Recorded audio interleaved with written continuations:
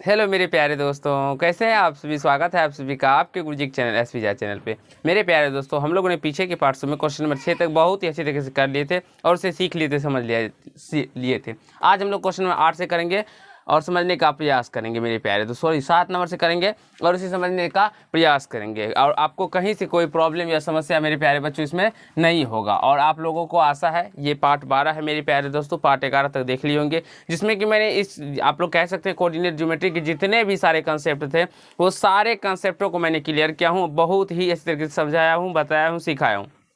अगर आप लोग नहीं देखे हैं तो वीडियो के डिस्क्रिप्शन में उसका लिंक है, उसको देख लेने के बाद मेरे प्यारे बच्चों आप लोग के कोऑर्डिनेट ज्योमेट्री से एक भी प्रश्न नहीं छूटेंगे एग्जाम में, ये आपके गुरुजी का वादा है। चलिए हम लोग क्वेश्चन नंबर 7 को समझते हैं और सीखने का प्रयास करते हैं। हाँ, अगर आप लोग पीछे के पार्ट्स देख लिए होंगे तो आशा पता चल गया होगा जो आप लोगों को, जो आपके गुरुजी कैसे समझाते हैं आपको और कैसे बताते हैं। क्वेश्चन में 7 में कहा गया मेरे प्यारे बच्चों, एक्स अक्ष पर वह बिंदु ज्ञात कीजिए जो 2, -5 और 2, -2, 9 से समदूरस्थ है। ये समदूरस्थ वाला प्रश्न है मेरे प्यारे दोस्तों। हमें एक्स अक्ष पर वो ऐसा बिंदु ज्ञात करना है जो इस दोनों बिंदुओं से क्या है, तो समदूरस्थ है। चलिए हम ज्ञात करते हैं। तो सबसे पहले देखिए, मान लीजिए एक पॉइंट यहाँ पे है, ये एक रेखाखंड, ठीक है। ये एक क्या है मेरे प्यारे बच्चों, ये एक रेखाखंड, ठीक है। इसका मान लेते हैं ए है और ये क्या है, ए बी है। ये पॉइंट का नाम ए और ये पॉइंट का नाम बी है। और इसका कोऑर्डिनेट कितना है, ये मान लीजिए 2, -5 है और ये कितना है, तो -2, 9। हमें कह रहा है मेरे पास, तो एक्स अक्ष पे वह बिंदु ज्ञात कीजिए इस मतलब ए से भी समदूरस्थ है। ए से भी ए और बी से क्या होना चाहिए, समान दूर पे होना चाहिए, यानी कि समदूरस्थ होना चाहिए। समझने का बाबू प्रयास कीजिएगा। समदूरस्थ का क्या मतलब हुआ, समदूरस्थ का मतलब हुआ दोनों उस बिंदुओं से समान दूरी पर हो, ठीक है। तो यहाँ से अगर मान लीजिए हम इस पॉइंट पे यहाँ पे एक पी दे दीजिए, पी दे दिए, तो कहीं से कोई दिक्कत तो नहीं होगा, नहीं होगा बाबू, क्योंकि ये ए से भी उतनी ही दूरी पे है जितना कि बी से दूरी पे है ना बाबू, ठीक है। अब कहा गया है वो बिंदु जो है मेरे पास, तो वो एक्स अक्ष पे स्थित है। किस अक्ष पे स्थित है, एक्स अक्ष पे स्थित है। तो आप लोग गौर कीजिएगा, जो कभी भी जो हम लोग बताए, मैंने आप लोग को जब पार्ट 1 बताया तो उसी में बताया था, जो कोई बिंदु अगर एक्स अक्ष पे स्थित है तो उसका जो नियामक होता है या कोऑर्डिनेट होता है, आप लोग कह सकते हैं वो कैसा होता है। तो इसमें एक्स का मान तो होता है और वाई का मान क्या होता है, 0 हो जाता है। तो यहाँ से भी x का मान तो होगा, y का मान 0 हो जाएगा। तो यहाँ से इसका कोऑर्डिनेट क्या हो जाएगा, x0। तो इसी चीज़ को अब हमें लिखना होता है। कैसे तो लिखेंगे, सबसे पहले देखिए, ये तो हमें a बराबर या b बराबर तो दिया गया तो है नहीं, तो हम सबसे माने हैं ना बाबू, तो उसी को लिखना होगा। माना कि a बराबर 2, -5 एवं क्या कह रहा है प्रश्न में, एक्स अक्ष पर वह बिंदु ज्ञात कीजिए इतना इतना से समदूरस्थ है, एवं बी बराबर मेरे पास तो -2, 9 है, ठीक है। तथा बिंदु पी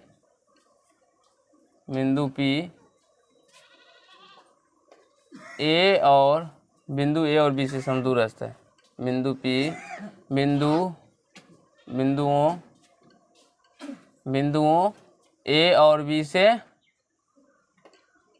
से क्या है, समदूरस्थ है, और ए और बी से क्या है मेरे प्यारे बच्चों, तो समदूरस्थ है। बिंदु पी जो है वो ए और बी से क्या है, समदूरस्थ है। समदूरस्थ का मतलब समान दूरी पे है। अब फिर से लिखेंगे, पुनः माना कि जो हमें कह रहा है एक्स अक्ष पर वह बिंदु ज्ञात करने के लिए, ठीक है ना, जितना इतना से समदूरस्थ है, तो एक्स अक्ष पर स्थित वह बिंदु पी है। माना कि एक्स अक्ष पर स्थित वह बिंदु पी है जिसका नियामक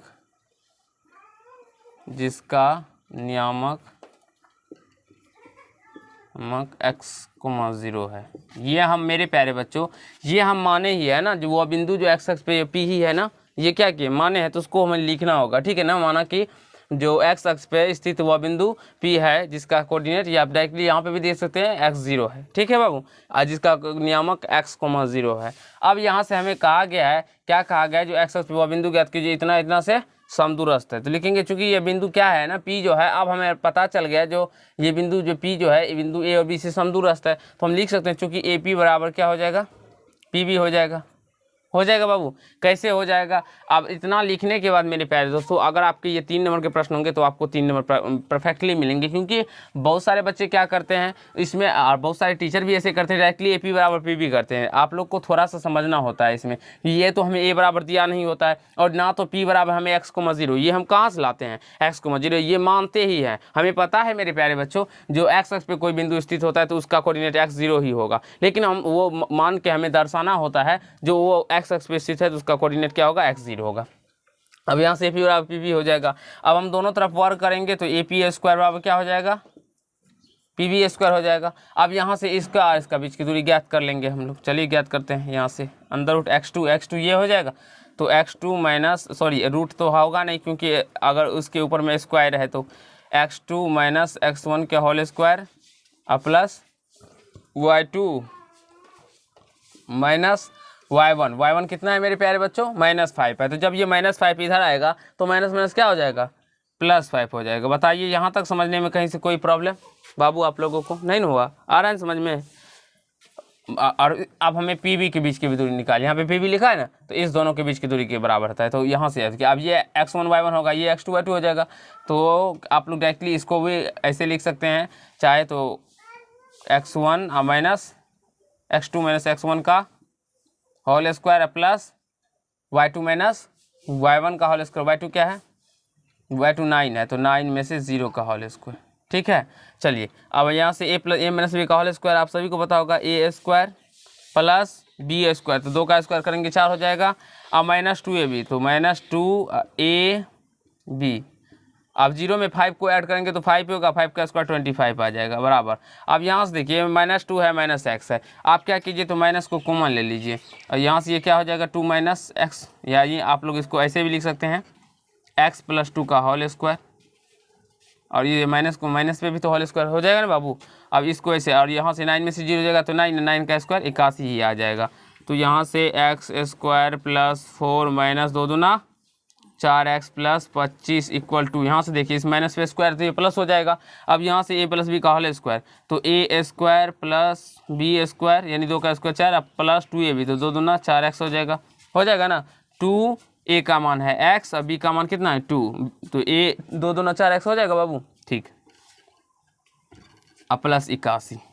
अब यहाँ से देखिए बराबर के साइड अगर समान चिन्ह हो मेरे प्यारे बच्चों तो वो आपस में कट जाते हैं। यहाँ से देखिए ये x² है, यहाँ पे भी क्या है x² है, और ये जब आप लोग देखेंगे तो ये समान है ना, कैसे कि यहाँ पे प्लस का चिन्ह है, यहाँ पे प्लस का चिन्ह है, और तो ये आपस में क्या हो जाएंगे तो कट जाएंगे। अब यहाँ से ये -4x है, ये -4x + 4x नहीं कटेंगे मेरे प्यारे बच्चों, क्योंकि चिन्ह समान नहीं है। तो यहाँ से ये -4x + 29 हो जाएंगे, और यहाँ से ये +4x + 81 4 85 हो जाएंगे। नीचे दिखाई पड़ रहा है बाबू। तो यहाँ से अब हम लोग आगे सॉल्व करते हैं। चलिए, तो यहाँ से -4x और ये प्लस में 4x इधर लेके आएंगे तो -4x आ जाएगा, और यहाँ से 85 या माइनस प्लस में 29 था, इधर आने पे -29 हो जाएगा। तो ये -8x = कितना आ रहा है बाबू, 9 5 14, और यहाँ से 6 2 8 यानी कि 5 55 आ रहा है, 55 आ रहा है बाबू। देख लीजिए इसका एक बार, कहीं कैलकुलेशन तो मिस्टेक नहीं ना है।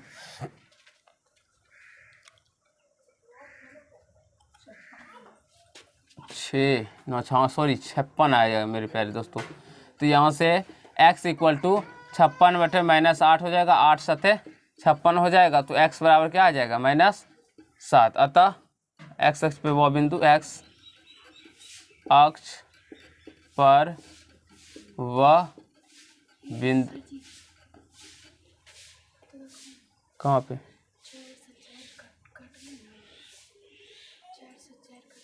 हाँ कहाँ काट ले, जोड़ ही दिए यहाँ पे बाबू, इसको 4 जोड़ दिए, इसमें भी 4 को जोड़ के लिख दिए नहीं। तो अतः x अक्ष पे वह बिंदु क्या हो जाएगा मेरे प्यारे बच्चों, x का मान कितना निकला -7,0। ये जो होगा वो बिंदु इतना और इतना से क्या होगा, समदूरस्थ होगा। आई होप आप सभी को समझ में आ गया होगा, कहीं से कोई दिक्कत या समस्या नहीं हुआ होगा। ये थोड़े देखने में मेरे प्यारे दोस्तों बहुत बच्चे को लिखने में प्रॉब्लम होता है, आप लोग को कहीं से प्रॉब्लम नहीं करना है, थोड़ा सा समझने का प्रयास कीजिए। जो हम पहले यहाँ पे लिखते हैं ना, माना कि ये और भी क्या है इतना है, ठीक है। उसके बाद आप लोग को ऐसे लिख सकते तथा बिंदु P इतना और इतना से क्या है, समदूरस्थ है। उसके बाद हमने क्या पुनः माना कि x अक्ष पे स्थित हुआ बिंदु P है जिसका नियामक x, 0 है। ठीक है, ये आशा है समझ में आ गया। उसके बाद हम लोग प्रश्न को सोल्व कर लिए। इसे में आपके 3 के 3 नंबर मिलेंगे, तो इसे देख लीजिए अच्छे तरीके से और समझने का प्रयास कर लीजिए मेरे प्यारे बच्चों। कहीं से कोई प्रॉब्लम या समस्या नहीं ना आ रही है आप लोग को। आशा है मेरे प्यारे बच्चों आप सभी को बहुत ही अच्छे तरीके से यहाँ तक समझ में आ गया होगा, कहीं से कोई दिक्कत या समस्या नहीं हुआ होगा। आप लोग को बाबू आ गया समझ में? बाबू आया समझ में? ठीक, चलिए हम लोग क्वेश्चन में 8 की ओर चलने वाले हैं। 8 तो समझ लिए, हाँ 8 की ओर समझने वाले हैं और सीखने का प्रयास करेंगे आप लोग भी मेरे प्यार। तो कहा गया है 8 में प्रश्न में, जो y का वह मान ज्ञात कीजिए जिसके लिए बिंदु P का जो कोऑर्डिनेट दिया है और Q का जो कोऑर्डिनेट है उसके बीच की दूरी 10 मात्रक है। चलिए हम देखते हैं, जो कहा गया y का वह मान ज्ञात कीजिए जिसके लिए बिंदु 2, -3 और Q का कोऑर्डिनेट है 10, y के बीच की दूरी इतना है।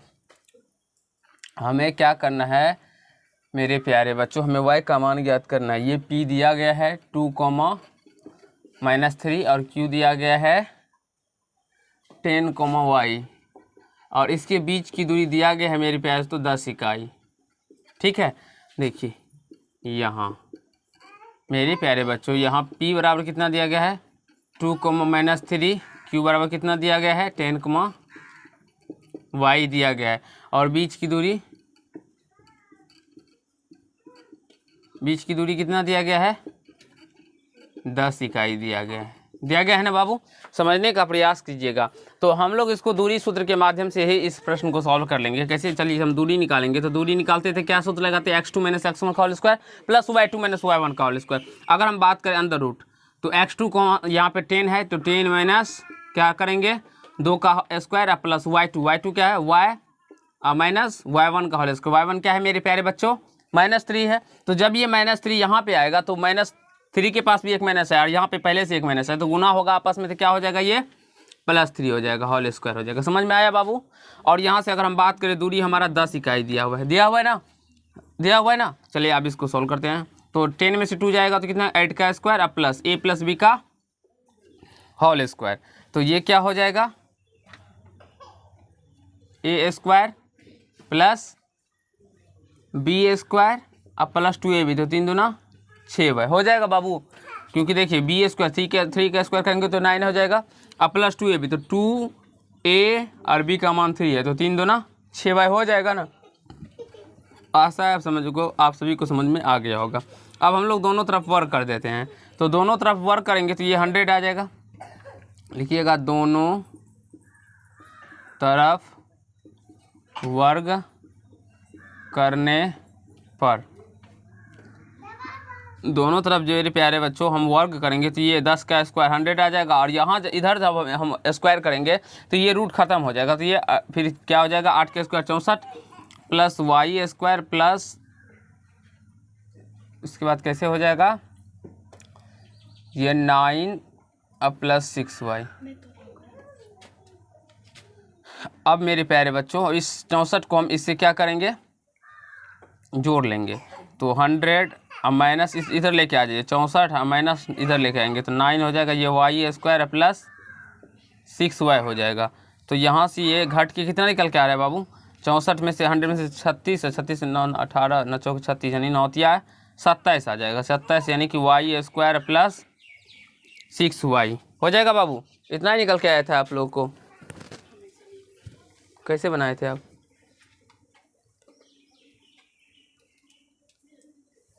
दोनों तरीके से बना सकते हैं। तो यहाँ से इतना निकल के आ जाएगा। ठीक है, अब यहाँ से देखिए नीचे दिखाई पड़ रहा है बाबू।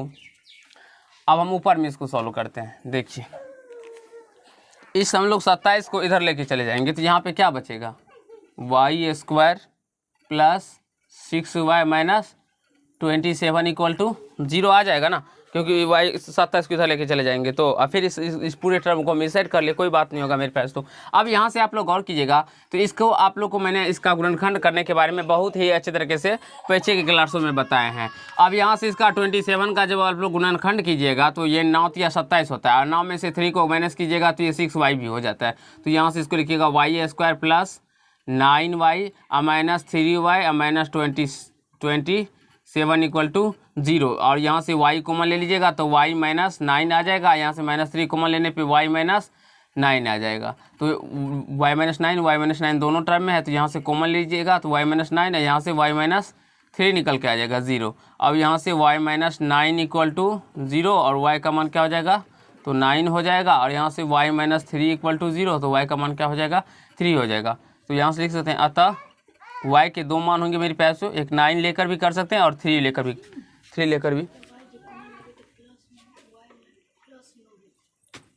मेरे प्यारे बच्चों। हाँ, यहाँ पे प्लस में 9 होगा क्योंकि यहाँ पे, और यहाँ से माइनस 3 लग जाए, ये भी प्लस हो जाएगा, तो यहाँ से ये प्लस हो जाएगा तो ये माइनस में हो जाएगा। तो माइनस में होने पर ये y का मान क्या हो जाएगा, तो माइनस में हो जाएगा। तो यहाँ से y का मान माइनस में भी होता है यहाँ पे कोऑर्डिनेट में, तो माइनस में हो जाएगा -9 या तो -3 हो जाएगा प्लस में। दोनों में से कोई भी मान रखने पे आपका जो बीच की दूरी है वो 10 इकाई निकल के आ जाएगा। आई होप मेरे प्यारे बच्चों आप सभी को समझ में आ गया होगा, कहीं कोई दिक्कत या समस्या नहीं हुआ होगा। आज के पार्ट में हम लोग इतना ही करते हैं, नेक्स्ट पार्ट में हम लोग आगे के प्रश्नों करेंगे। आज थोड़ा बहुत मुझे काम भी है मेरे प्यारे बच्चों, तो इसीलिए मैं आज आप लोगों को 2 ही प्रश्न बताऊंगा। नेक्स्ट पार्ट में इस चैप्टर को खत्म करेंगे और आगे के चैप्टर 7.2 को समझने का, सीखने का प्रयास करेंगे। आशा है आप लोग को अच्छा लगा होगा। अगर आप लोग को अच्छा लगा तो वीडियो को लाइक कर दीजिएगा, कैसा लगा ये कमेंट कीजिएगा, और यदि चैनल पर नहीं हो तो चैनल को सब्सक्राइब करके बेल आइकन को प्रेस कर लीजिएगा, जिससे मेरे हर एक वीडियो का नोटिफिकेशन आप तक पहुँचता है। चलिए आज के पार्ट में हम इतना ही करते हैं, धन्यवाद।